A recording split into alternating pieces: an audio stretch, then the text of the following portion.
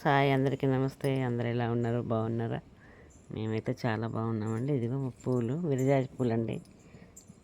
మాకు తెలిసిన బాబాయ్ వాళ్ళు ఇంట్లో పూస్తుందంట. మా చెర్రి వెళ్ళి కోసుకొచ్చింది.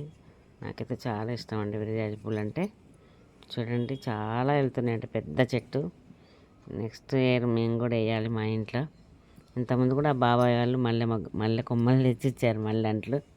అవి కూడా పెద్దగా అయినాయి, చాలా చాలా పూలు పూసేవి. ఇప్పుడు ఇది కంపల్సరీ వేయాలి. ఆ పిన్ని లేరు, ఉన్నప్పుడు నాకు కూడా కట్టి పంపించేది అన్నట్టు.